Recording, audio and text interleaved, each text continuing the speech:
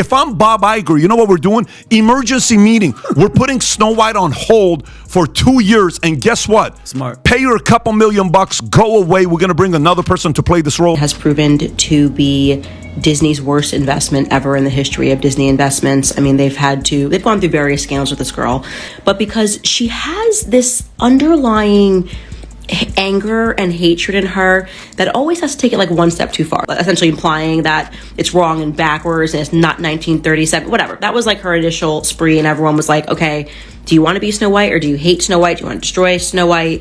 Trump wins, and Rachel decides to go on really just a psychopathic, demented. Rachel Zegler has finally broken her silence on the backlash surrounding the newly released live-action remake of a beloved classic.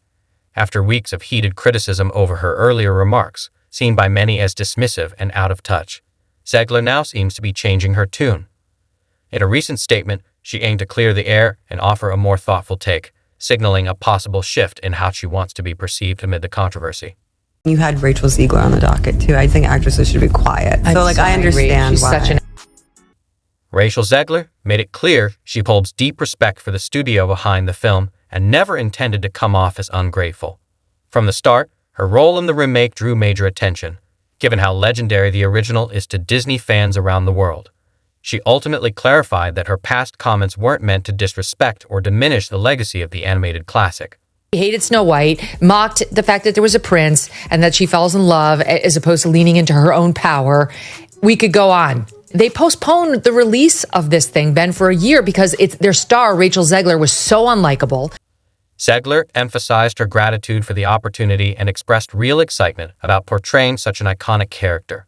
However, with reports of the film struggling at the box office, many believe her softer tone may be damage control, an attempt to protect the movie's already shaky public image and minimize the impact of her past comments on its financial performance. They've been in a full meltdown about this girl for a couple of years now, and how they had her tweet out like a little, "Yay, Snow White, can't wait, so excited, I love to play her." As a result, many speculated her PR team urged a more careful diplomatic tone to mend fences with both media and fans, highlighting respect for the timeless original. Much of the ongoing debate centered on the stark contrast between the cherished 1937 classic and the bold, controversial direction of the modern remake. And she did it and got like millions of views, and they were like, "Good job, Rachel." And then she, like minutes later, followed it up with, "And never forget, free Palestine." This is just like a few months after 10/7. The original emphasized the heroine's romantic journey, with the prince playing a central, albeit simplistic, role.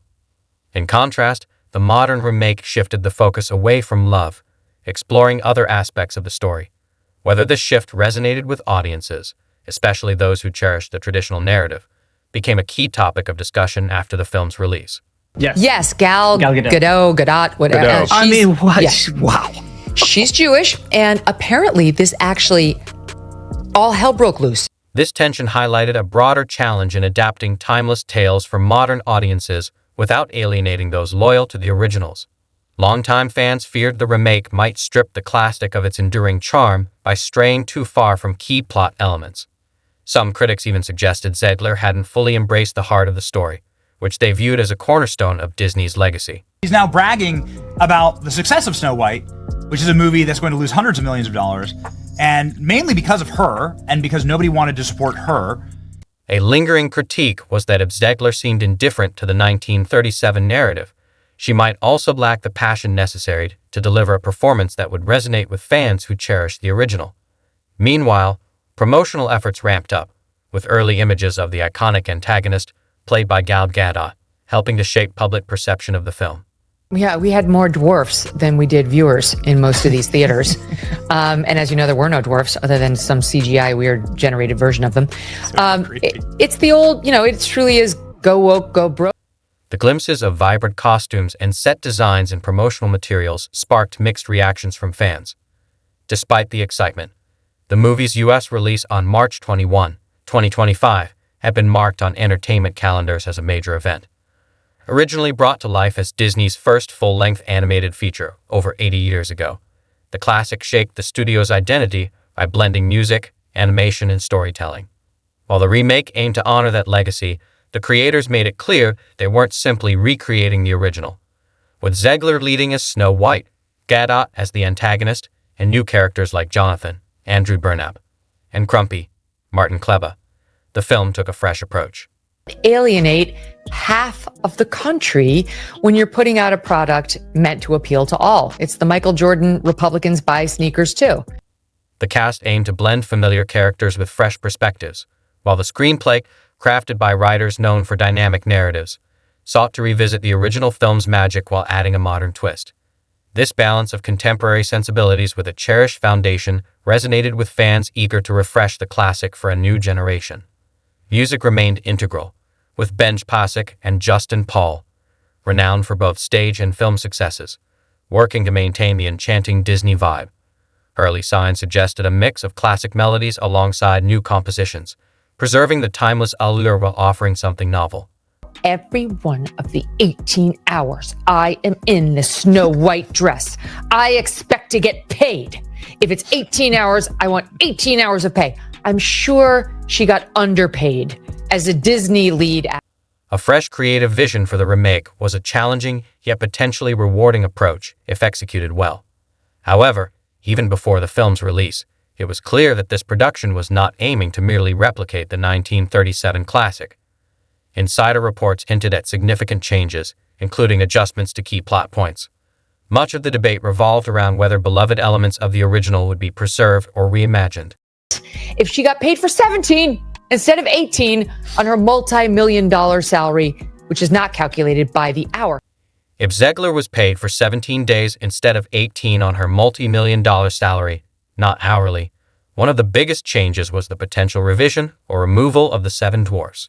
Just the suggestion of this shift sparked intense reactions. Some fans argued that these characters were essential to the story and should not be altered or discarded, while others supported the updates, believing that reworking these roles could bring a meaningful reflection of modern values. She just encapsulates everything that most of us cannot stand about modern-day feminism and the left in general. Alongside these changes, rumors began to swirl about Zegler's future in the film, with some speculating she might leave due to the ongoing backlash. However, these claims were never confirmed by official sources. Despite the chatter, the film's extensive promotional push, and the high expectations surrounding the reimagining of such an iconic story ensured that Zegler's involvement remained front and center. This weird feminist thing where her heroine cannot be in love or be saved by a man, the prince, that she's more focused on becoming the leader she was meant to be, as if women in modern-day America must make that choice. The idea that the lead actress might walk away stirred widespread curiosity and concern, especially among fans unsure how the final product would come together. Once the film debuted, it became clear the creators had walked a tightrope, trying to respect lifelong fans of the original while still weaving in the nostalgic magic that's long defined Disney's enduring success. You cannot both be a leader as a female and fall in love and be rescued by a prince. Like, that's incongruous bullshit. That's only the left's version of what it means to be a strong woman or female empowerment. At the same time, the film aimed to connect with younger audiences who prefer updated stories that emphasize character growth, independence, and deeper relationships beyond fairy tale romance. But pushing too hard against the old tropes risked alienating purists, while clinging too tightly to the original left some critics calling it outdated. In a broader sense, the backlash highlighted how deeply people cling to the creative touchstones of their youth.